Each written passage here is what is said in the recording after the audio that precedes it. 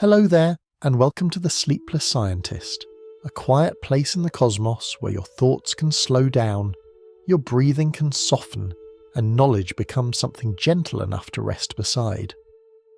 Tonight, we're going to wander into one of the darkest ideas humanity has ever discovered: black holes, not as monsters, not as cosmic vacuum cleaners, but as calm, patient places where the universe seems to pause and ask itself difficult questions. You might picture black holes as violent or chaotic, but in many ways they are the opposite. They are still, they are quiet. They are what remains after everything that could burn, shine or resist has already done so. And yet, inside that stillness, nearly every rule of physics begins to stretch, bend, and whisper disagreements with itself. Black holes bring together gravity, time, heat, and information, ideas that normally live in separate chapters of physics textbooks. Here, they sit in the same room. Sometimes they agree, sometimes they don't. And when they don't, we learn something profound about how reality is stitched together. As we begin, there's nothing you need to remember, no definitions to hold on to. If your mind drifts, that's perfectly fine. Think of this as listening to a story told slowly, where understanding isn't a destination but a background presence, like a dim lamp in a quiet room. If these calm explorations feel right to you, you're always welcome to like or subscribe, and if you feel inclined, you can leave a comment sharing where in the world you're listening from and what time it is for you right now. It's a small reminder that, scattered across the planet, many minds are resting together under the same night sky. Now let the room soften, let the day loosen its grip, and when you're ready we'll begin gently, not with a black hole itself, but with the simple question of why these dark objects matter at all. Black holes are often described as the darkest things in the universe, but for physicists, they're also among the brightest. Not because they glow, but because they illuminate the deepest limits of what we know. To understand why, it helps to forget for a moment everything you've seen in movies. A black hole is not a roaming predator, sucking in stars and planets with endless hunger. Most black holes simply sit where they formed, quietly orbiting the centres of galaxies or drifting invisibly through space. If our sun were replaced by a black hole of the same mass, the planets would continue their paths almost unchanged. The darkness would be gravitationally ordinary. What makes black holes extraordinary is not their appetite, but their honesty. Every physical theory we have works beautifully, until it doesn't. Gravity explains how planets move, how stars form, how galaxies hold together. Quantum mechanics explains how atoms behave, how light interacts with matter, how the smallest pieces of reality flicker and shift. Thermodynamics tells us about heat, time's direction, and why some processes can never be undone. Most of the time, these theories stay politely in their own lanes. Black holes force them into the same intersection. Gravity becomes so strong that space and time themselves are dragged along, stretched and reshaped, as quantum effects, usually confined to the tiniest scales, begin to matter for objects as massive as stars. Heat and entropy, ideas we associate with engines and melting ice, suddenly apply to regions of pure gravity, and information, something we normally treat as abstract, becomes a physical quantity that may or may not survive a fall into darkness. In this sense, a black hole is not an object so much as a question mark carved into space-time. What happens when gravity is pushed to its absolute limit? What happens to time when escape becomes impossible? What happens to the stories written into matter, its structure, its motion, its memory? When that matter crosses a boundary from which nothing can return? These are not dramatic questions in the cinematic sense. They are quiet questions, patient ones. Black holes do not rush to answer them. They wait. And this waiting is part of what makes them so powerful as teachers.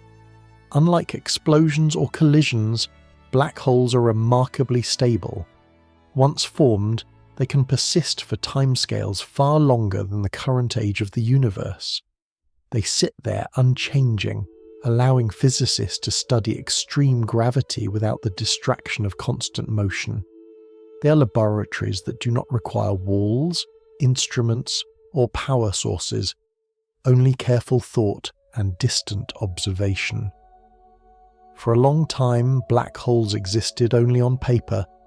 They emerged naturally from Einstein's equations, but many scientists hoped they were mathematical oddities rather than real things. The idea that nature would allow such extreme objects felt uncomfortable, even impolite. But the universe, it turns out, is under no obligation to be polite. Over decades, evidence accumulated. Stars moved as if orbiting something invisible. Gas heated and glowed as if spiraling into an unseen well. Ripples in space-time passed through Earth, carrying the signature of massive objects colliding in the dark. Eventually, even the shadow of a black hole itself was traced against glowing matter, not as an image of the object, but as a silhouette, a shape defined by what could not escape. At that point, black holes were no longer theoretical curiosities. They were part of the universe's everyday architecture. And once we accept that they are real, a deeper realization follows. Black holes are not rare exceptions. They are inevitable outcomes of physical law. Given enough mass, enough time, and the absence of sufficient pressure, gravity always wins. Black holes are not failures of the universe. They are what the universe does when it follows its rules all the way to the end.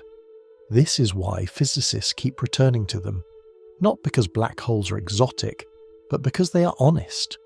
They do not hide the weaknesses in our theories. They reveal them gently, persistently, and without drama.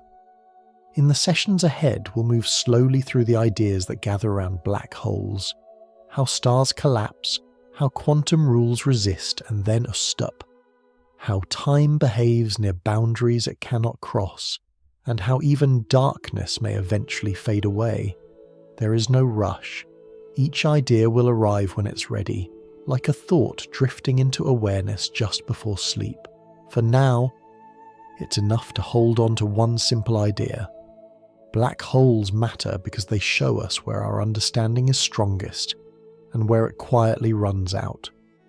And in that quiet edge, where certainty fades, something surprisingly peaceful begins. For a long time, black holes lived only in equations. They appeared naturally when physicists followed the mathematics of gravity to its logical end, but many hoped that nature itself would never allow such extreme conclusions to become real.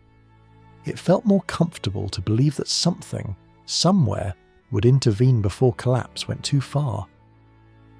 In the early days, black holes were treated like thought experiments, useful, perhaps, for testing ideas about gravity and space-time, but not objects one would ever expect to encounter in the real universe. They were filed away alongside other strange solutions, elegant on paper, improbable in the sky. But the universe, slowly and patiently, began to disagree.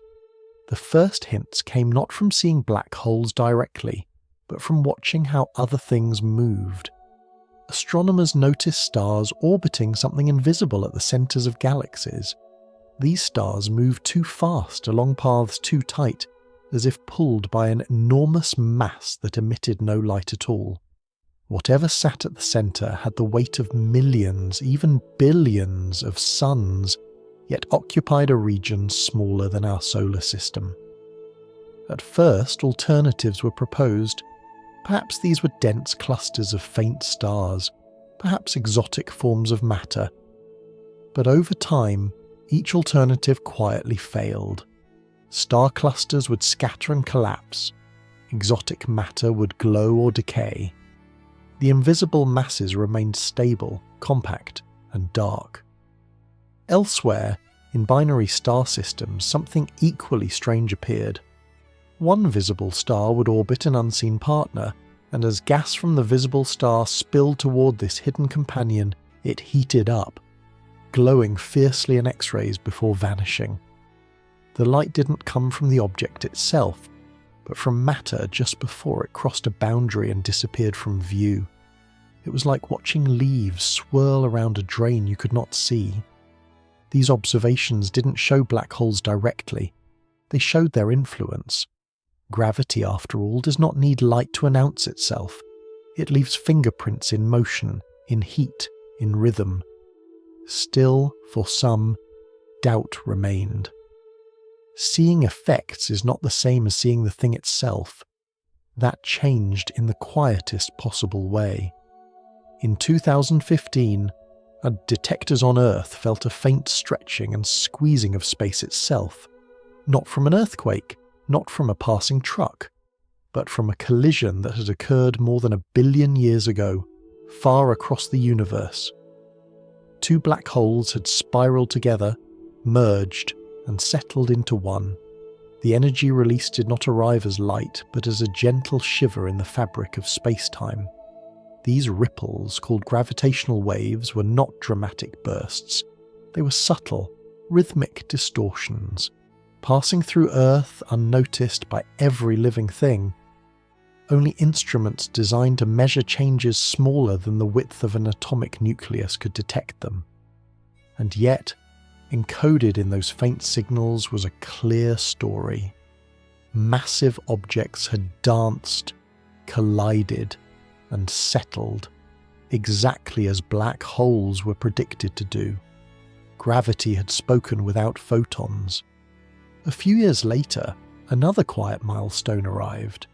Using telescopes spread across the planet, astronomers combined radio signals from distant observatories to create a single, Earth-sized eye.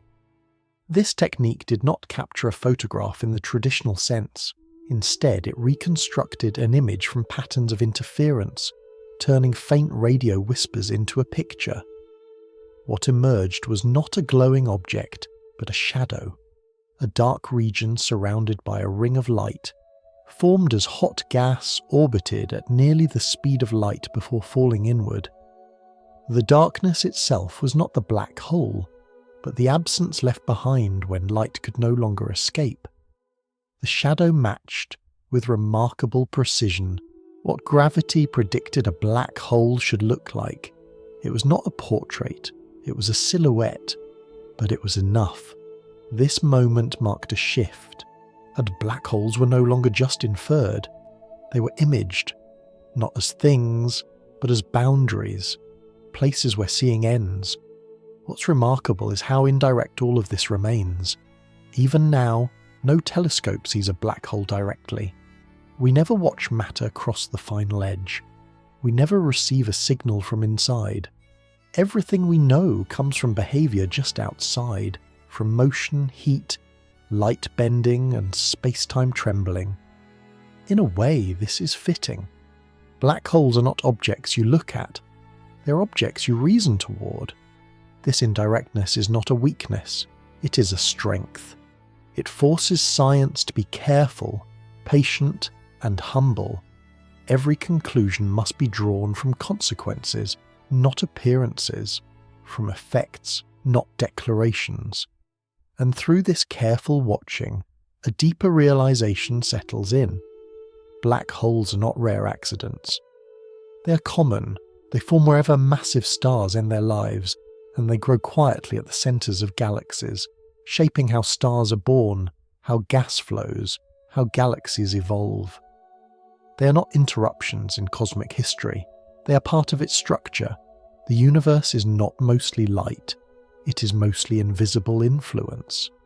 As we let this idea rest, something else becomes clear. Black holes are not important because they are strange. They are important because they are ordinary consequences of gravity taken seriously. They show us what happens when familiar laws are allowed to run their full course without shortcuts or rescue. And now that we know they exist, we can no longer treat the questions they raise as optional. What happens to time near their edges? What happens to matter when collapse cannot be stopped? What happens to information when escape is no longer possible? These questions do not arrive suddenly. They drift in, one by one, like stars appearing as the sky darkens. And as we move forward, we will leave the distant observations behind and step closer to the processes themselves. Not rushing inward, but following the slow, inevitable path that matter takes when gravity begins to outweigh every other voice. For now, it's enough to rest with this thought. Black holes are real, not because we can see them clearly, but because the universe behaves exactly as if they are there. And sometimes, that is the clearest evidence of all. Before a black hole can exist, something else must first fail. Stars are not born collapsing. In fact, for most of their lives, stars are balanced almost delicately. Gravity pulls inward, trying to compress everything toward the center, while pressure pushes outward, holding the star open like a steady breath. As long as these two forces remain in conversation, the star endures. For a long time, the outward pressure comes from fire. Deep inside a star, nuclear reactions convert mass into energy. This energy flows outward as heat and light, creating an internal pressure that resists gravity's pull. The star shines not because it wants to, but because shining is how it survives. Light is the price of staying open, but fuel is finite. Over millions or billions of years, depending on the star's size, this nuclear fire changes. Light elements are fused into heavier ones. Each new stage produces less usable energy than the last. The pressure weakens, gravity notices. At first, the change is subtle. The star adjusts, contracts slightly, heats up, and finds a new balance. But for very massive stars, this sequence cannot continue forever. Eventually, the core fills with material that no longer releases energy when fused. The fire goes out at the center, not dramatically, but quietly. And without that central pressure, gravity is left unopposed. What follows is not an explosion yet, but a surrender. The core begins to collapse inward under its own weight. Layers above it follow, falling toward the center as if the ground beneath them had quietly disappeared. This collapse is astonishingly fast. In seconds, a core larger than Earth can shrink to the size of a city. Matter is squeezed to densities far beyond anything we encounter in daily life. At this point, gravity has done its part. Now, another set of rules enters the conversation. Quantum mechanics. As matter is compressed, particles are forced closer together. Quantum rules, which normally operate invisibly at tiny scales, begin to matter in a very tangible way. Certain particles are not allowed to occupy the same state. It's not a force pushing back, but a rule refusing overlap. This rule creates pressure, not from heat, not from motion, but from exclusion. It is as if the particles are saying quietly but firmly, "There is no more room here." For many stars, this quantum pressure is enough. The collapsing core halts abruptly, and the outer layers rebound outward in a tremendous explosion we call a supernova. What remains behind is a neutron star, an object so dense that a spoonful of its material would outweigh mountains. At this stage, gravity has been stopped not by fire but by rules. A neutron star is one of the strangest objects in the universe. It is small, incredibly massive, and governed by quantum principles on a scale large enough to see. The particles inside it are packed so tightly that they behave less like individual entities and more like a single collective system. Yet even this resistance has limits. If the remaining core is too massive, even quantum rules cannot hold it up. The pressure that once saved the star becomes insufficient. Gravity, patient as ever, continues inward. What's important here is to recognize that collapse is not a failure of physics. It is physics doing exactly what it allows. Each form of pressure, thermal, nuclear, quantum, has a range where it works. Beyond that range, it cannot simply be asked to do more. Gravity does not overpower these pressures by force alone. It outlasts them. As mass increases, the situation becomes more constrained. The star's core grows heavier, but the space available to resist that weight shrinks. Quantum pressure does not disappear, it is still present. But there is no longer enough room, in a deep physical sense, for it to express itself. The star reaches a point where there are no remaining mechanisms to push back. Not because the rules have broken, but because they have all been used. At this threshold, collapse does not accelerate into chaos. Instead, something quieter and more profound occurs. The structure of space and time themselves begin to change their roles. Gravity is no longer just pulling matter inward, it is shaping the future.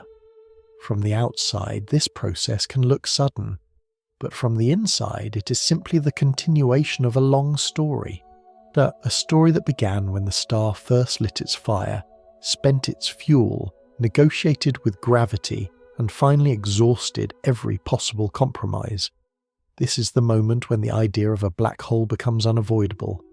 Not yet as a fully formed object, but as a consequence waiting to happen. The conditions have been set. The balance has tipped. The universe is no longer asking whether collapse will continue, only how it will express itself. As we let this settle, it helps to remember that nothing here is violent by necessity. Collapse is not an explosion. It is a closing, a narrowing of options, a gradual reduction of what is allowed. In the next stretch of this journey, we will follow what happens when gravity passes the last line of resistance.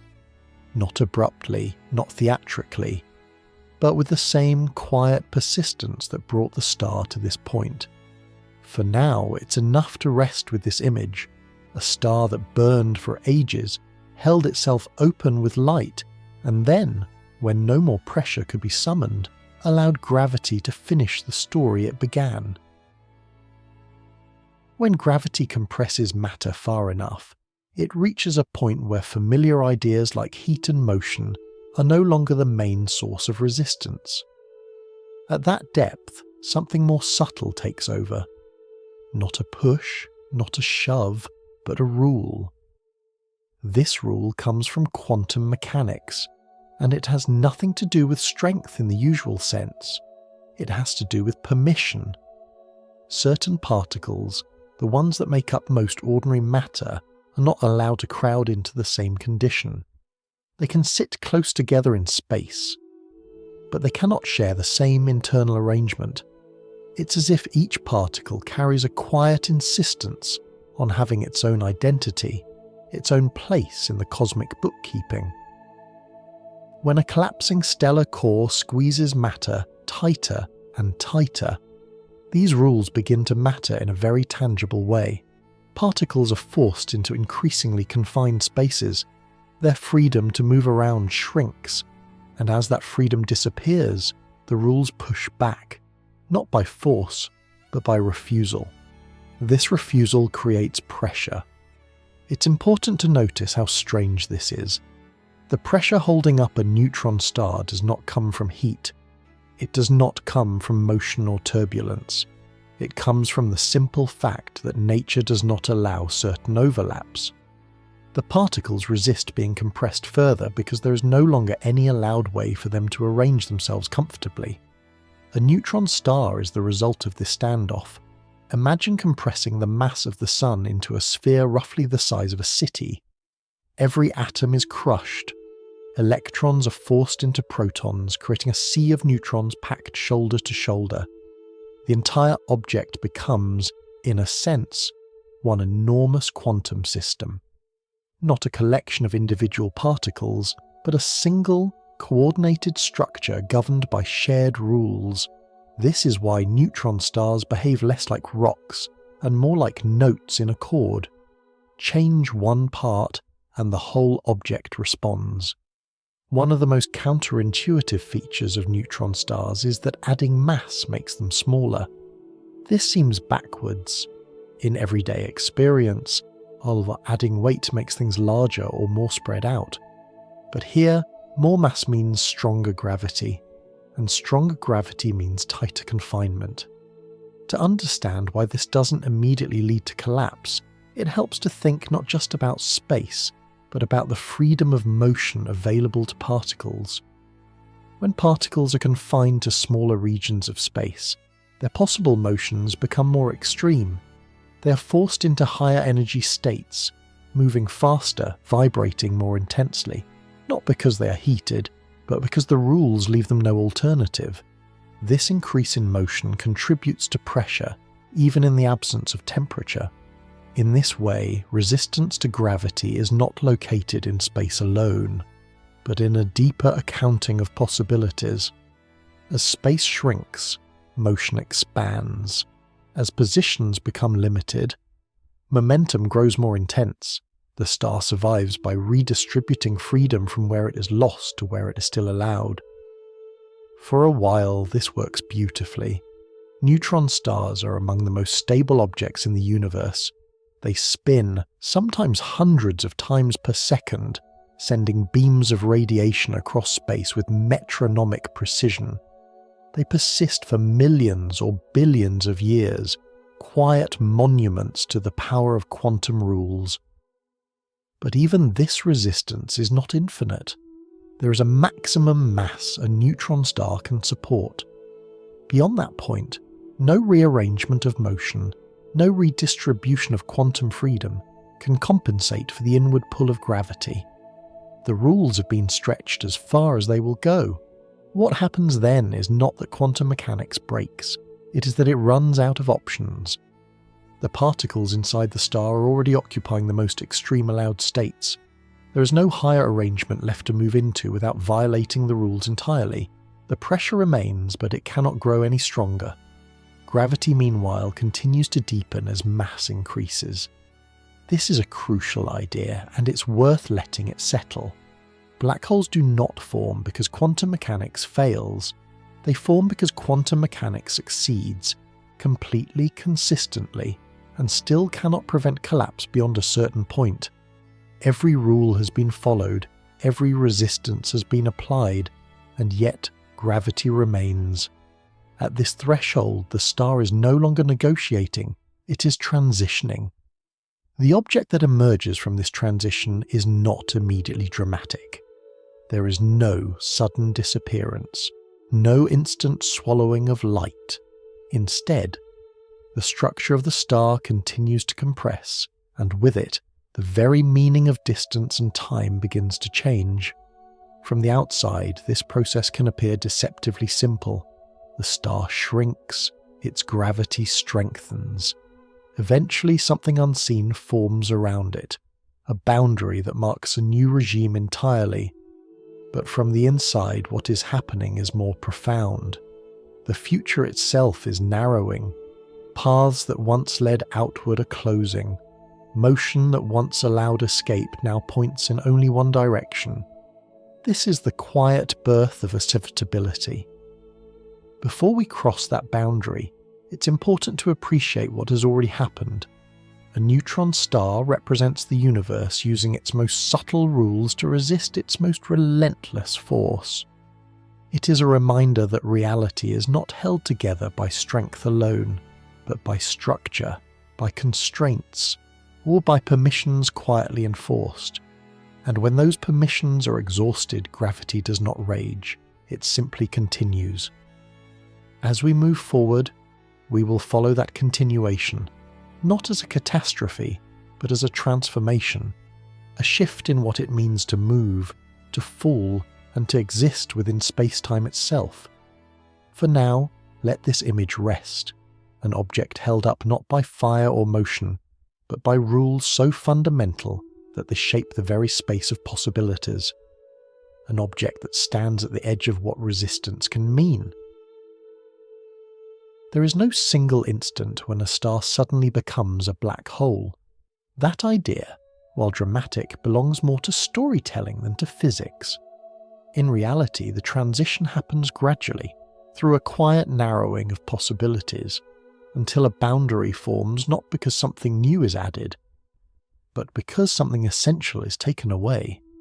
By the time a collapsing core has exhausted nuclear fire and stretched quantum resistance to its limit, the situation is already deeply constrained. Gravity has won every negotiation. What remains is not a struggle, but a continuation. As the core grows denser and smaller, its gravitational influence intensifies. This influence does not announce itself with noise or light. It shows up in subtler ways, in how paths bend, in how clocks would tick if they could survive the journey inward. From far away, the star simply appears to be shrinking. Its surface moves inward, its mass remains the same. Nothing about this looks exotic yet. But hidden within this shrinking is a quiet race between two lengths. One of these lengths is the size of the collapsing object itself, the distance from its surface to its centre. The other is a critical distance set by gravity alone, a distance that depends only on how much mass is present. You don't need to know the formula for this distance. It's enough to understand what it represents. If all of an object's mass were packed inside this critical boundary, then even light would no longer have a path outward. Every possible route would curve back inward. At first, this boundary lies well inside the star. It's an abstract limit, far beneath the surface, with no physical meaning yet. Light still escapes freely. Signals still travel outward. The future remains open. But as collapse continues, the star's surface moves inward, and gravity's critical boundary moves outward. Slowly, inevitably, nor the two approach each other. There is no alarm when they meet, no flash, no sudden change visible from the outside, and yet when the star's surface slips beneath this invisible threshold, something profound has occurred. A region has formed from which escape is no longer possible. This region is not a shell of matter or a wall. It is not made of anything at all. It is defined entirely by geometry, by the shape of space and time under the influence of mass. This boundary is what we call the event horizon. The name itself is revealing. It is not a horizon in space alone, but in events. It marks the limit of what can still affect the outside universe. What's especially striking is how gentle this transition is. From the perspective of the collapsing matter, nothing dramatic happens at the moment the horizon forms. No sudden heat, no crushing force. The laws of physics locally remain the same. If you were falling inward with the star, you would not feel a jolt or see a sign reading point of no return. And yet, from the perspective of a distant observer, something else unfolds. As the surface of the star approaches this boundary, light emitted from it takes longer and longer to escape. Each signal climbs out of a deeper gravitational well. Its energy is drained. Its colour shifts toward red. Its arrival is delayed. Time itself appears to slow down. From far away, the collapse never quite finishes. The star seems to freeze just outside the boundary, fading, reddening, becoming dimmer and dimmer.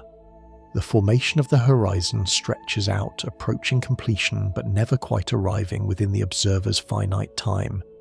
This is not an illusion. It is a consequence of how gravity reshapes time. Near this boundary, the future of the collapsing matter no longer aligns with the future of the outside universe. The two timelines peel apart. Events that will certainly occur for the falling matter lie forever beyond the reach of external clocks. In this sense, the event horizon is not just a place, it is a separation of futures. Once this boundary exists, the rules change, not locally but globally. Paths that once led outward no longer do. Every possible direction forward now points deeper inward. The collapse does not speed up, it simply becomes unavoidable. It's worth pausing here because this idea is often misunderstood. The event horizon is not where gravity becomes infinite. It is not where matter is crushed beyond recognition. Those things, if they occur at all, lie much deeper. Now, the horizon is merely the point where escape becomes impossible. Not because of force, but because the geometry of space-time no longer allows an outward path. Think of a river flowing faster and faster toward a waterfall. Far upstream, you can still swim against the current. Closer in, swimming becomes harder. At a certain point, even the strongest swimmer can no longer make headway. The water itself is carrying everything forward. The horizon is that point, not a wall, but a flow too strong to resist. What makes this boundary so important is not what happens at it, but what it implies. Once a horizon exists, the outside universe is forever cut off from whatever lies within. No signal, no particle, no story can cross back. The interior becomes causally sealed, not by material barriers, but by the structure of time itself. And yet, this sealing is strangely calm. There is no tearing of space-time, no rupture. The equations describing gravity remain smooth and well-behaved at the horizon. If space-time were a fabric, it would not rip here. It would simply slope more steeply than before. This quietness is what makes black holes so unsettling, and so powerful as tools for understanding reality. They do not announce their presence with violence. They emerge as the natural outcome of rules followed patiently to their conclusion. As the horizon forms, a new chapter of physics quietly begins. Questions about time, information, and fate are no longer hypothetical. They are built into the structure of the universe. We will move toward those questions soon enough. For now, it's enough to sit with this image, a star collapsing without drama, a boundary forming without noise, and the future itself bending inward, gently but irrevocably.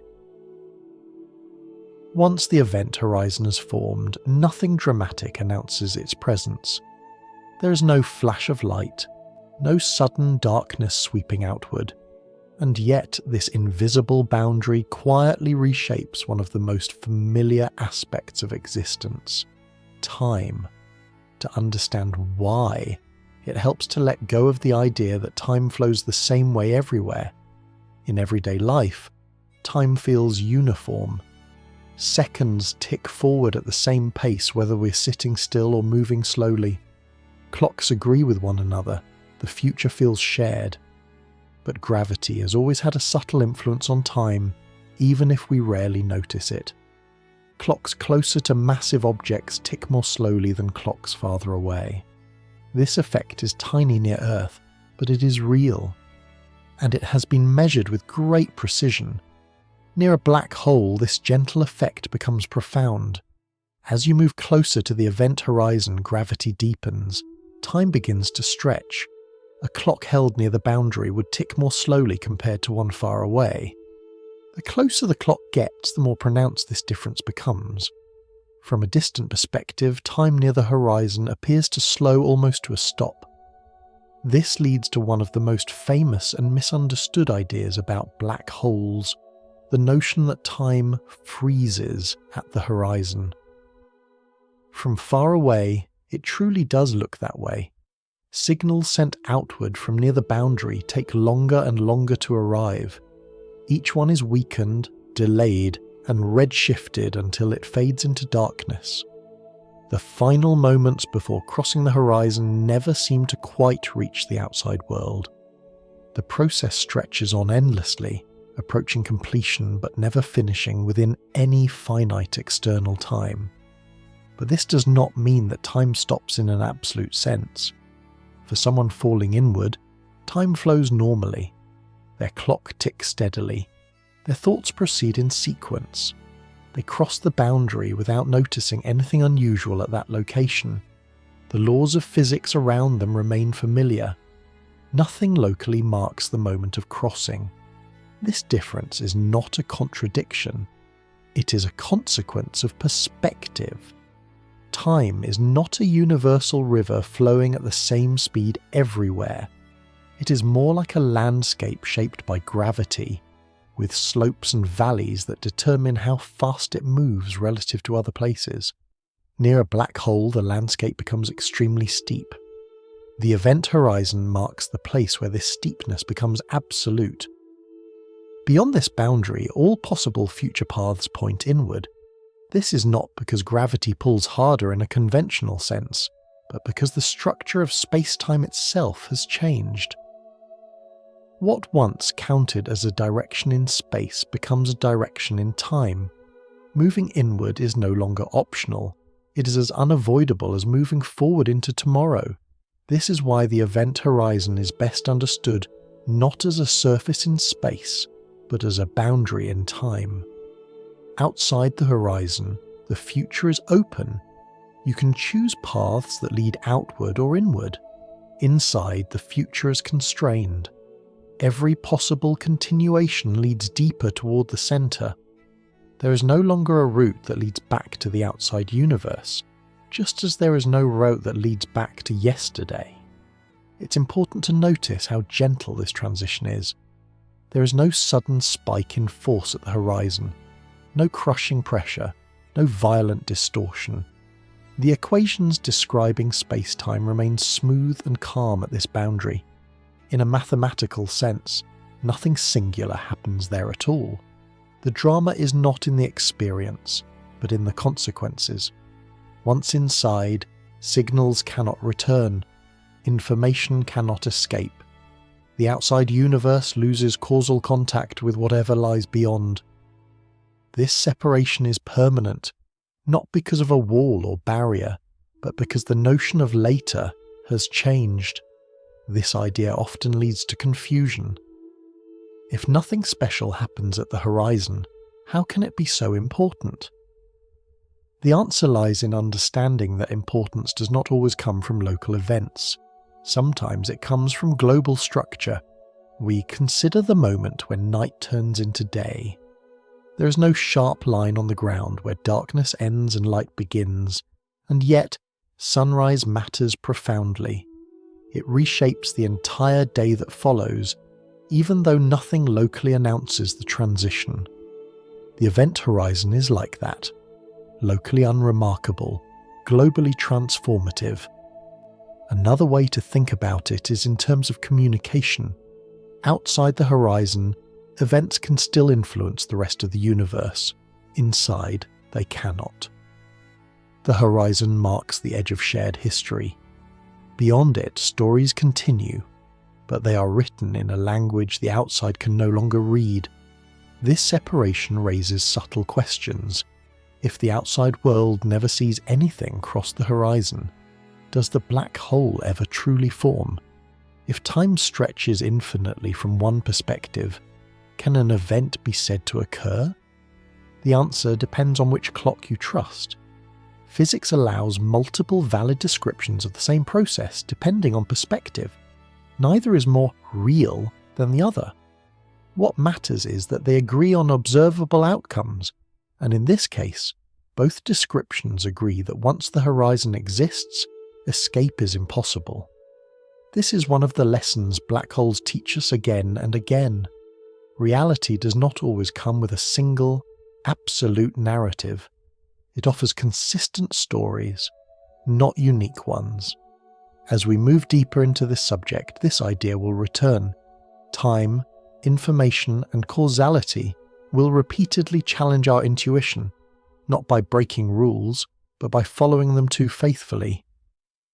For now, it's enough to let this image settle, a boundary that looks ordinary up close, but forever divides what can be shared from what cannot. A place where the future bends inward, quietly and without spectacle. Once the event horizon has been crossed, something subtle but profound has changed. Not in the way things feel, and not in the laws governing local motion, but in the structure of what is possible. Outside a black hole, space offers options.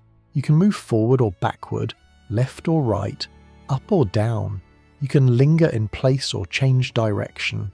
Time, by contrast, flows in only one direction. You cannot stop it, slow it, or reverse it. Tomorrow arrives whether you cooperate or not. Inside the event horizon, this familiar division quietly rearranges itself. What used to behave like a direction in space begins to behave like time, and what used to behave like time loses its freedom. The inward direction is no longer a choice. It becomes a requirement. This is not because gravity suddenly grows stronger in a dramatic sense. It is because the geometry of space-time has shifted. The paths that once allowed you to hover, orbit, or escape no longer exist. Every possible future path now points inward, just as every possible future moment points forward in ordinary life.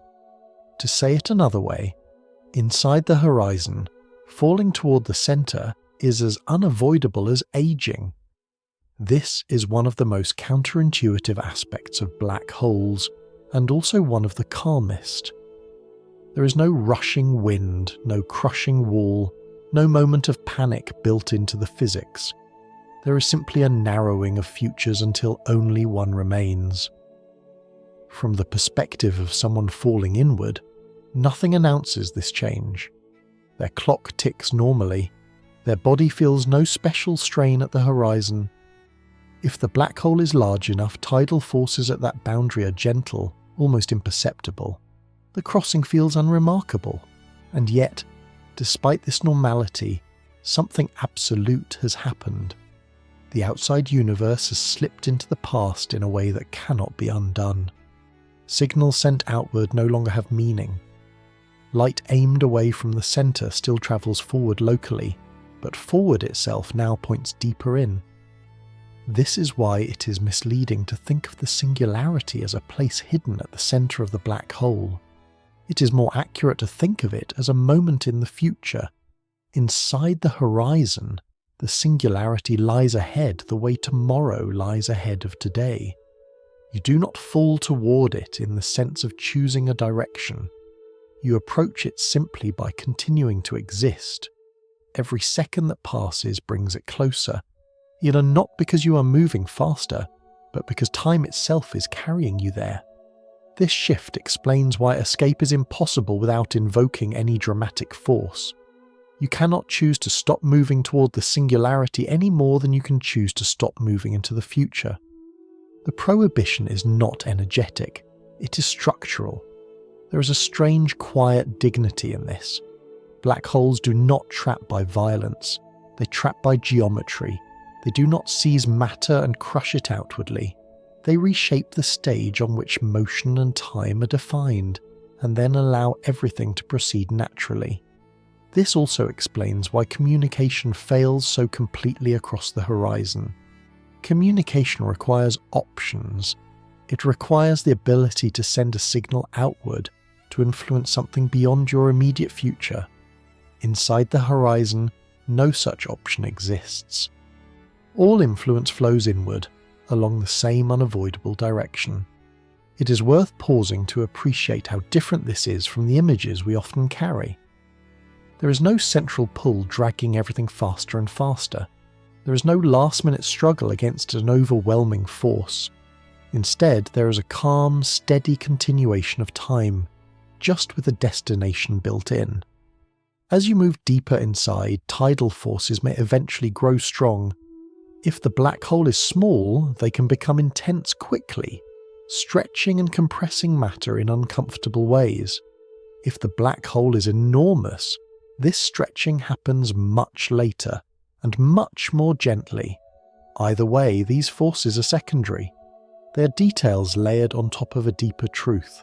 The deeper truth is that inside the horizon the future is shorter. There is a finite amount of proper time between the horizon and the singularity.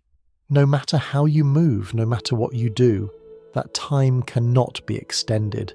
It is not a countdown in the dramatic sense, but a structural limit written into the geometry of space-time itself. This idea can feel unsettling, but it is also oddly familiar. We live our ordinary lives with finite futures. We know abstractly that time ahead is limited. We cannot pause it or step aside from it. And yet, within that limit, experience unfolds calmly, moment by moment. Inside a black hole, the situation is similar. just more explicit. The singularity, then, is not a monster waiting at the centre. It is the end of the road, not because something attacks you, but because the road simply stops. Beyond that point, the concepts we use to describe space and time no longer apply. Our maps run out, not because the territory becomes hostile, but because our language loses its grip. From the outside, all of this is hidden. The horizon seals the interior not to be cruel, but to be consistent. It ensures that causality remains intact. It keeps the universe from contradicting itself by allowing signals to escape from regions where the future has already ended. And so, once again, black holes teach us a lesson that feels less like drama and more like philosophy. Inevitability does not require force. Sometimes it requires only structure. As we let this settle, it helps to remember that nothing here violates the laws of physics we trust. They are not being broken, they are being followed to their quiet conclusion, and in the sessions ahead, we will see how this calm inevitability leads to one of the strangest discoveries of all, that even in regions where nothing can escape, heat, entropy, and information still find subtle ways to speak. When people hear the word singularity, it often brings to mind images of infinite density, crushed matter, and physics tearing itself apart in a violent finale. It sounds like a place where reality breaks, a kind of cosmic error message. But this impression, while understandable, misses something important. A singularity is not necessarily a thing that exists in nature. It is, first and foremost, a signal from our theories that they have reached the edge of their usefulness. To see why this matters, it helps to think about maps. Every map is a simplification. It leaves things out. It smooths curves, straightens roads, and compresses distances so that a complex world can fit onto a flat surface. As long as you stay within the range the map was designed for, it works beautifully. But if you follow it far enough, beyond the city, beyond the highways, beyond the last printed contour, you may reach the edge of the paper. At that point, the map ends, the world does not. Singularities are like that edge. In the mathematics of gravity, a singularity appears when certain quantities grow without bound, when curvature becomes infinite, when density has no upper limit, when the equations themselves stop giving meaningful answers. This does not necessarily mean that nature contains infinities. It means our description has stopped working.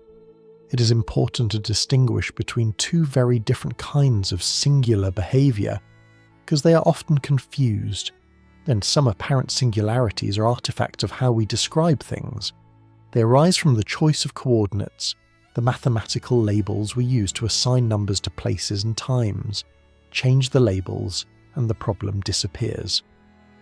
The physics remains smooth and well-behaved. The event horizon is an example of this.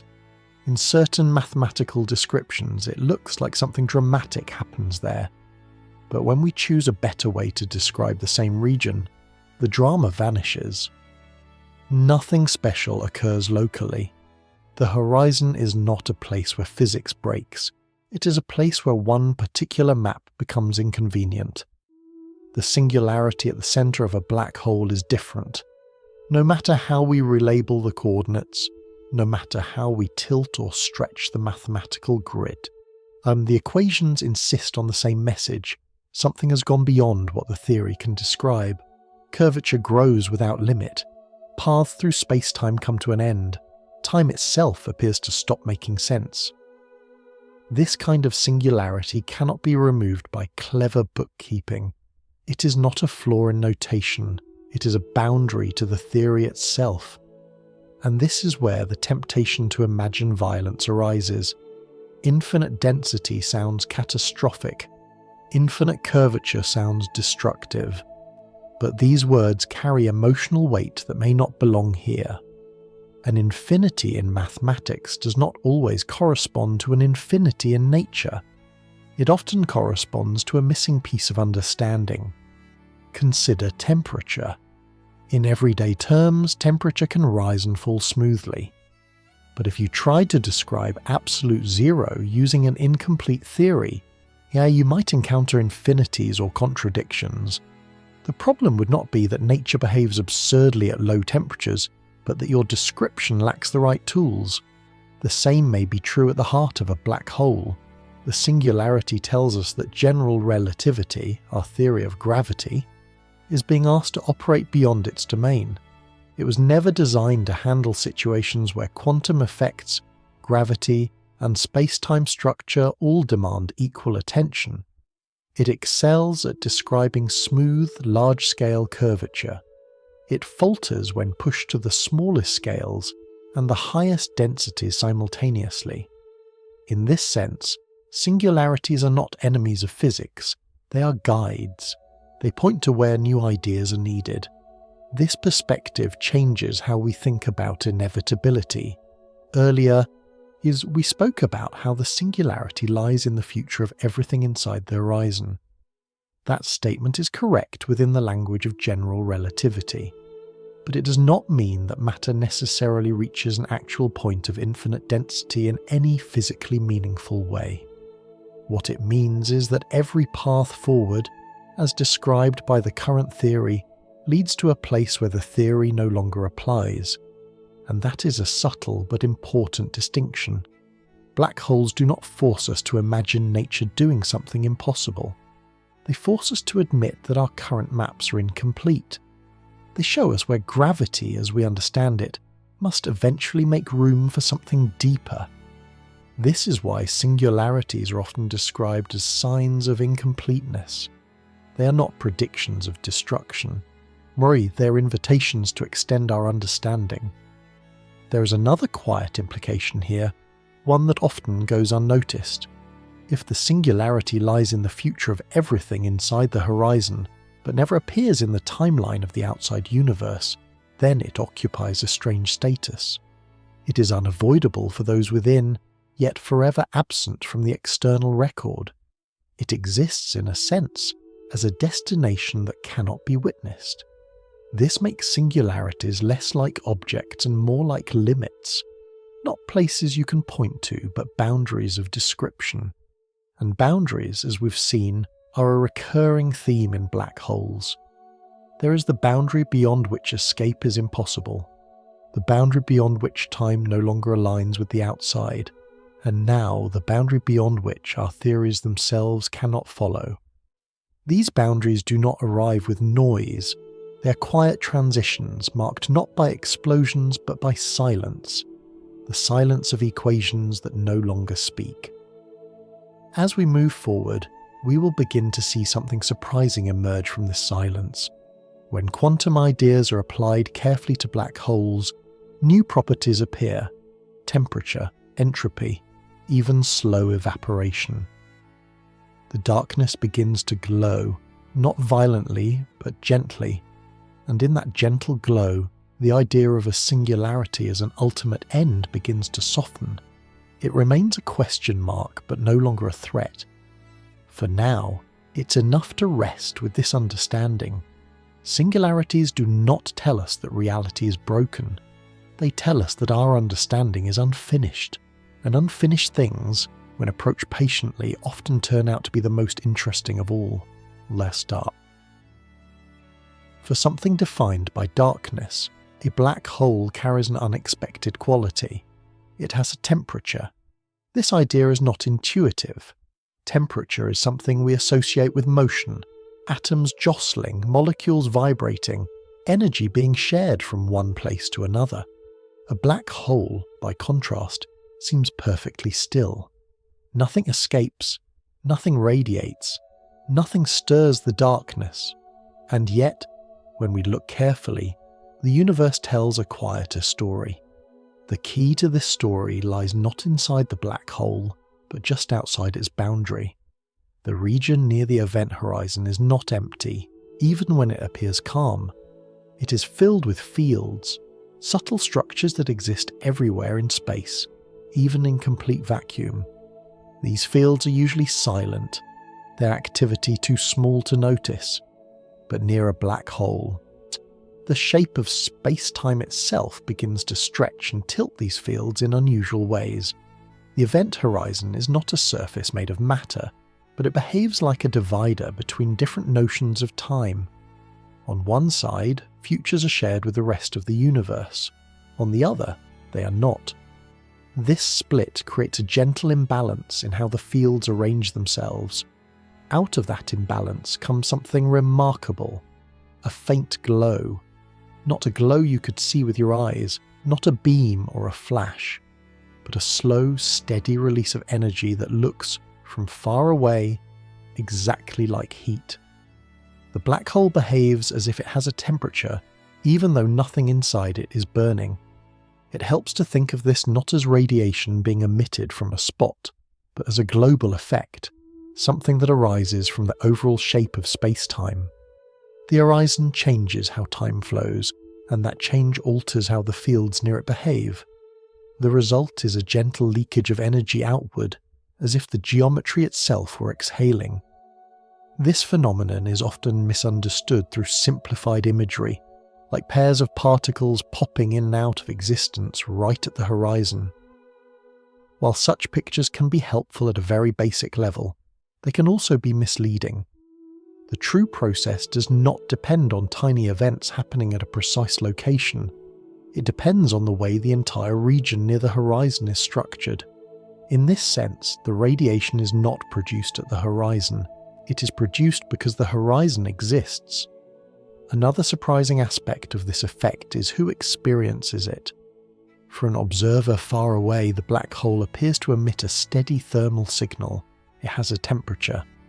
It can be assigned a warmth, however faint, but for someone falling freely toward the black hole, nothing special is detected at the horizon. No heat wave washes over them. No sudden burst of particles appears. Both perspectives are correct. This difference arises because temperature, like time, depends on how you move through space-time.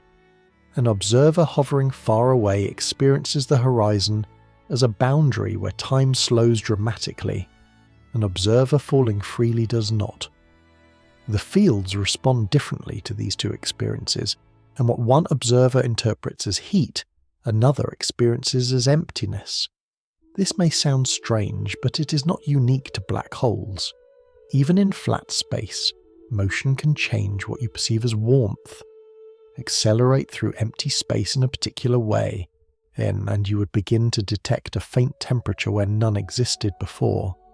The black hole simply provides an extreme version of this effect. What matters is not that the black hole contains heat, but that it is associated with heat from certain perspectives. The temperature of a black hole is tied to its size.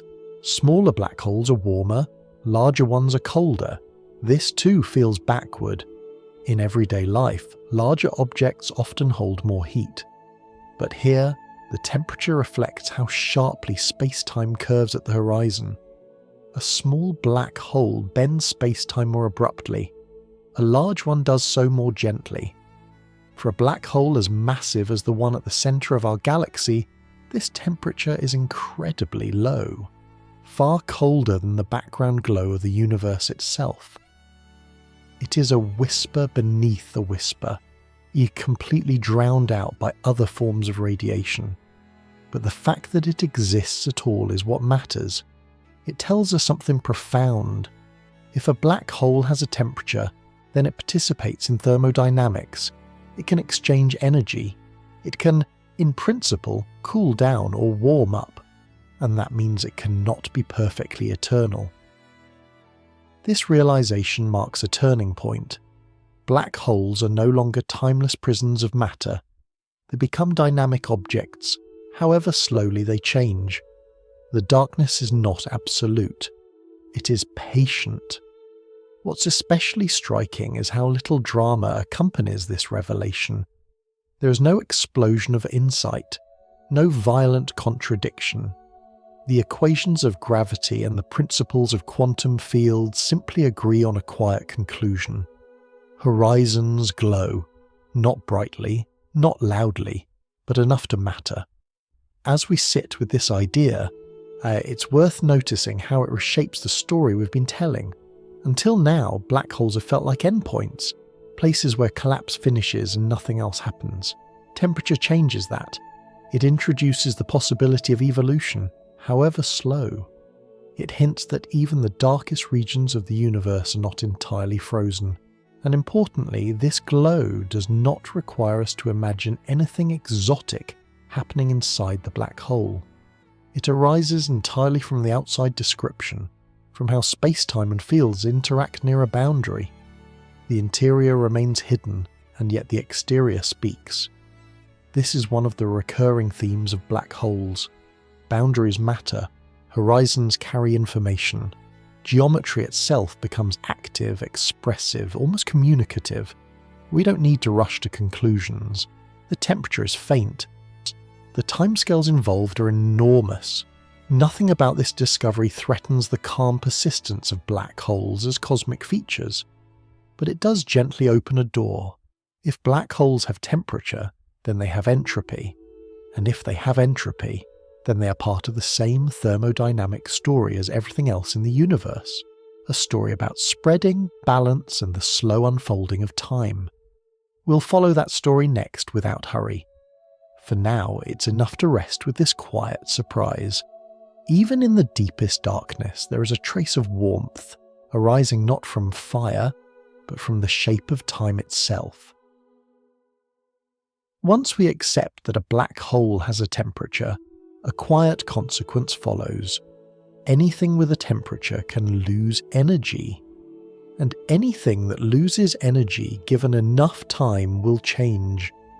For black holes, this change is almost unimaginably slow. The faint warmth associated with a black hole does not pour outward like light from a star. It seeps, it leaks, it escapes in the smallest possible amounts, spread thinly across vast stretches of time. From a distance, the process looks less like burning and more like cooling embers long after a fire has gone out. This gradual loss of energy means that a black hole does not remain exactly the same forever. As it releases energy, its mass decreases. And as its mass decreases, something counterintuitive happens. The black hole becomes slightly warmer. This feedback is gentle, not explosive. A black hole does not suddenly flare up as it shrinks. For most of its life, the change is so slow that it is effectively frozen in time. The universe around it will expand, cool, and evolve through countless eras while the black hole barely notices. The timescales involved are difficult to grasp, so it helps to think in comparisons rather than numbers. A black hole formed from a massive star would take far longer than the current age of the universe to fade away through this process. Long after galaxies have drifted apart, long after stars have burned out, long after the sky has grown dark and quiet, such a black hole would still remain, patiently releasing its last traces of energy. Supermassive black holes are even more enduring. The giants that sit at the centres of galaxies, weighing as much as millions or billions of suns, are extraordinarily cold. Their temperature is so low that they absorb far more energy from their surroundings than they emit.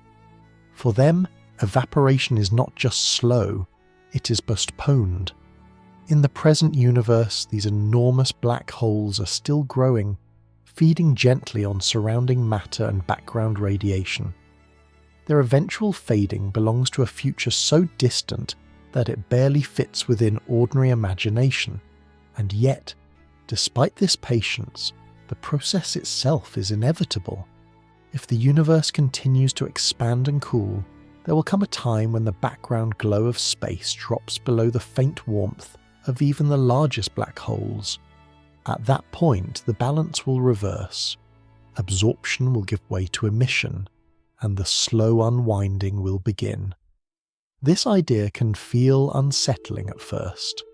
Black holes are often thought of as permanent features of the cosmos, anchors of gravity that endure forever. But in this broader view, they are more like long-lived notes in a cosmic symphony, sustained for an age. or then gradually allowed to fade. What matters here is not the ending itself, but what the ending tells us. Evaporation does not involve anything escaping from inside the horizon. No signals climb back out. No hidden matter is released.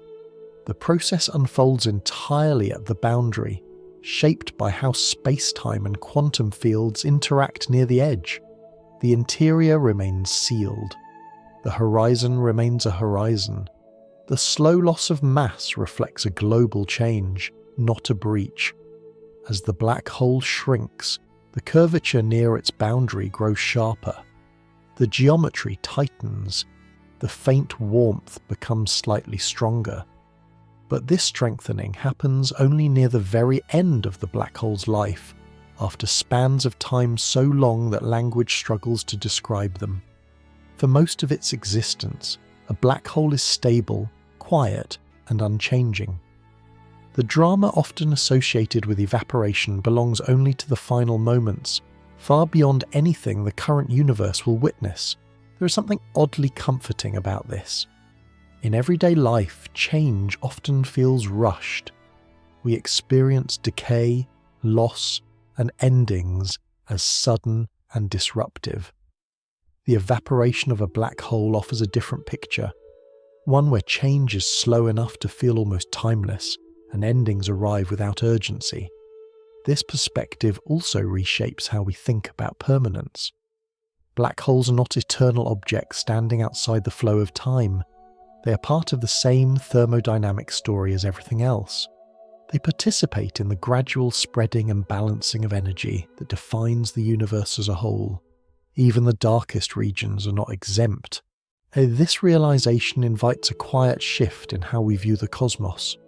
Instead of seeing black holes as ultimate sinks where everything disappears forever, we begin to see them as temporary reservoirs, extremely long-lived, but not immune to change. They gather matter and energy for eons, compressing history into tight regions of space-time.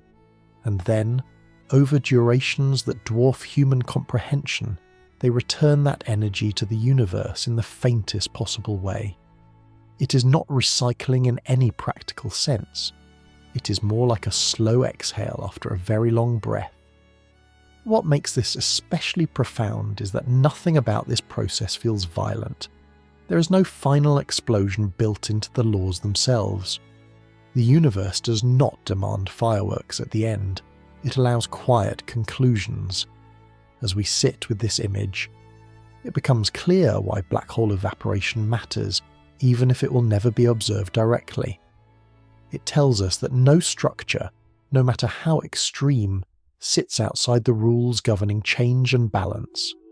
Gravity does not grant immortality, it grants patience, and patience stretched across cosmic time can look a lot like permanence. In the next part of this journey, we will turn from time and temperature to something even more abstract: entropy.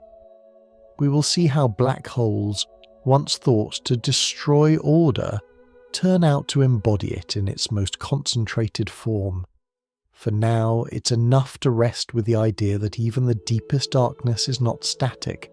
It cools, it fades, and it does so without hurry, following the same quiet principles that guide the rest of the universe. When the word entropy appears, it often brings with it a feeling of mess. We are taught to associate entropy with disorder, rooms becoming cluttered, heat spreading out, systems losing their neatness over time. In everyday language, entropy sounds like decay. Black holes challenge that intuition.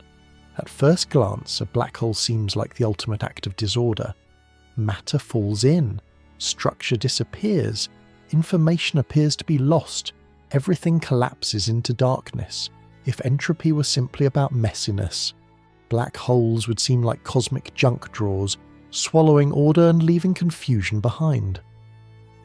But physics tells a very different story. Entropy is not really about disorder. At its core, entropy measures how spread out information becomes, how many hidden ways a system can be arranged while still looking the same from the outside.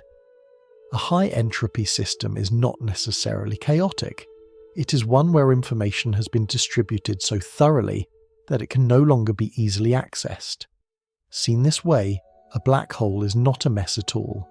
It is an object that has organised information in the most efficient way nature allows.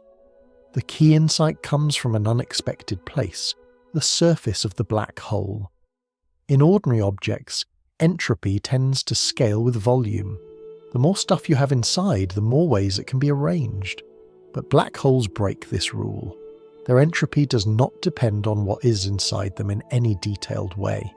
Instead, it depends on the area of the event horizon, the size of the boundary, not the depth of the interior. This was a startling realization when it first emerged.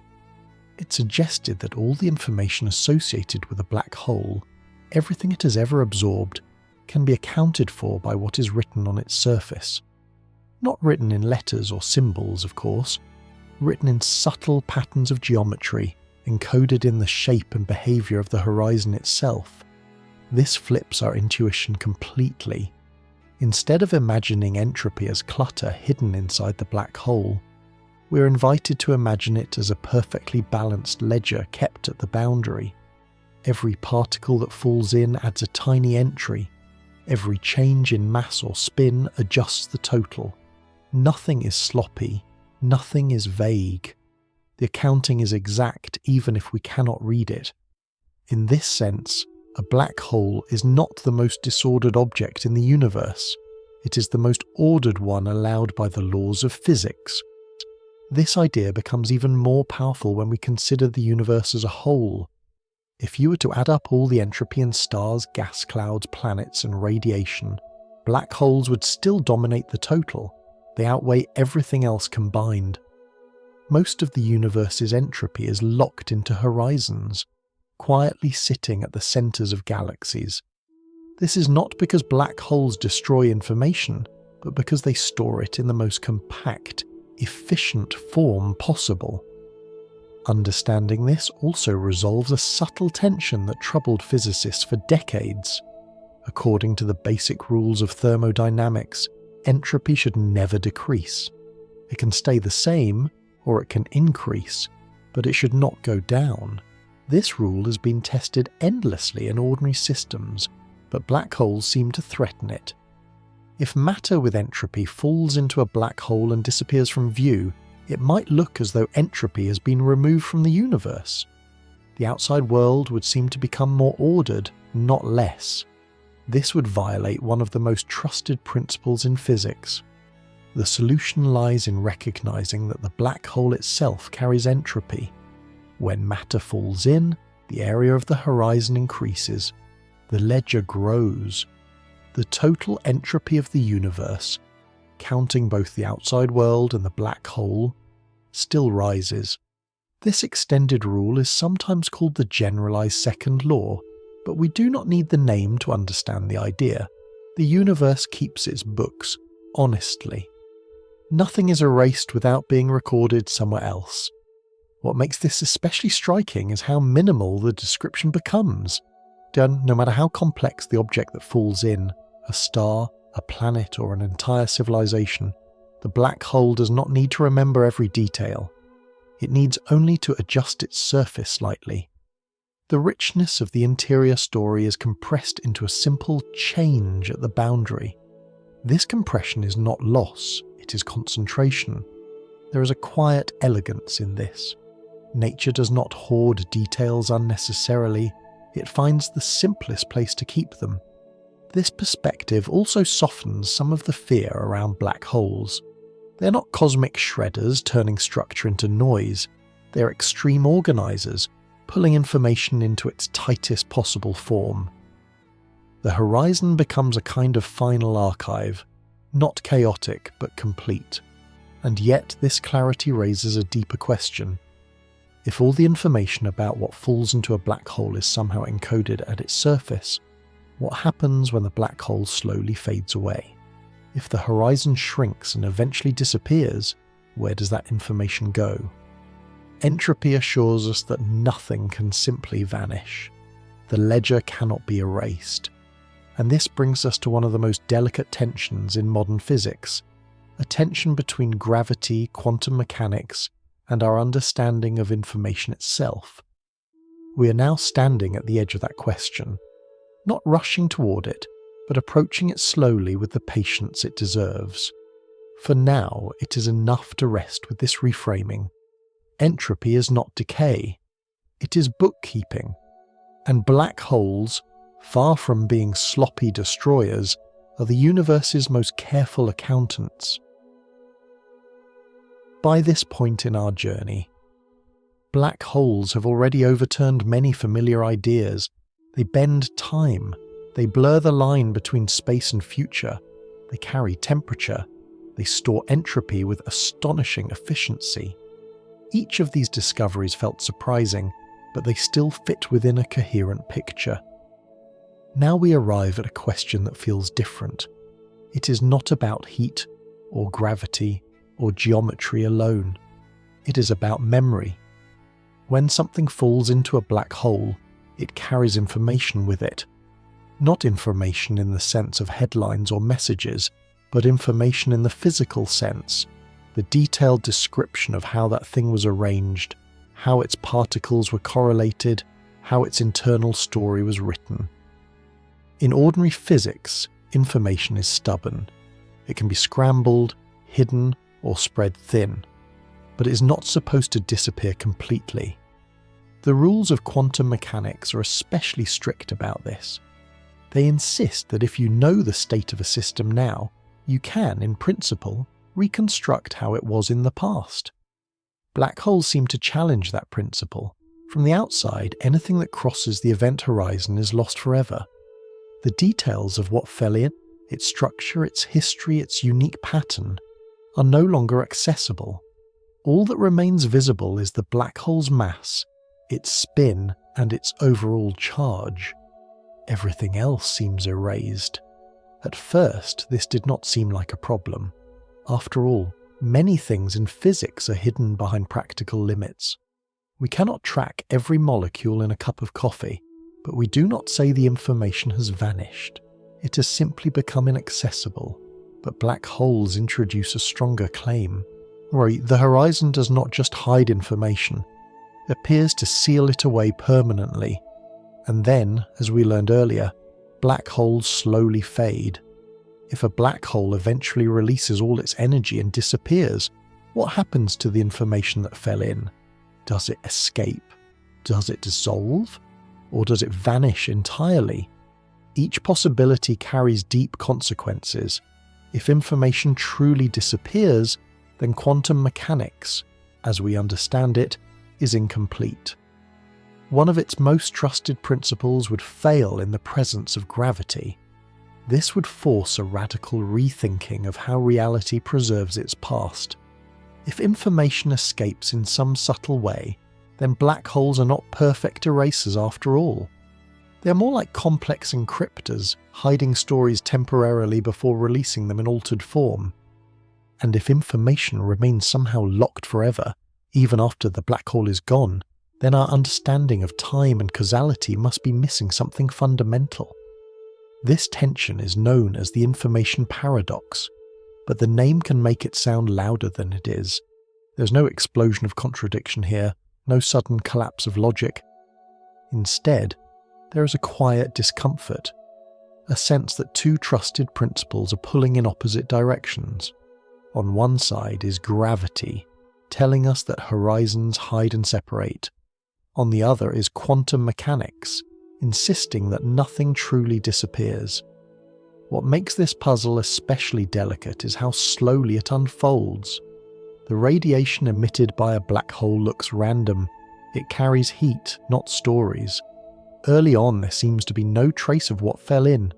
The glow does not remember where it came from. It appears to be pure noise. For a long time, this led to the unsettling conclusion that information must be lost. But over the years, a more subtle picture has begun to emerge. Instead of information escaping early and clearly, it may be delayed, hidden, spread out so thoroughly that it's almost impossible to recognize. like a story told one letter at a time, scattered across an ocean of static. In this view, the black hole does not immediately forget, it holds on. And only much later, as it fades, does the information begin to reappear, not as a readable narrative, but as faint correlations woven into the radiation itself. From the outside, the process would look frustratingly slow. For most of the black hole's life, the radiation would seem meaningless. Only near the very end would patterns begin to emerge, subtle and difficult to detect. This idea restores balance without drama. Information is not destroyed, it is delayed. But even this gentler resolution raises further questions. How does the horizon store information? How is it encoded? How does it get released without violating the calm structure of space-time we have been describing? These questions do not yet have complete answers, and that too is part of the lesson. Black holes sit at the intersection of theories that were developed separately. Gravity describes large-scale structure with elegance. Quantum mechanics governs small-scale behavior with precision. When they meet, neither is wrong, but neither is sufficient on its own. The information puzzle does not tell us that physics is broken. It tells us that our current descriptions are partial. There is something deeply human about this moment. We're used to stories having endings. We expect conclusions.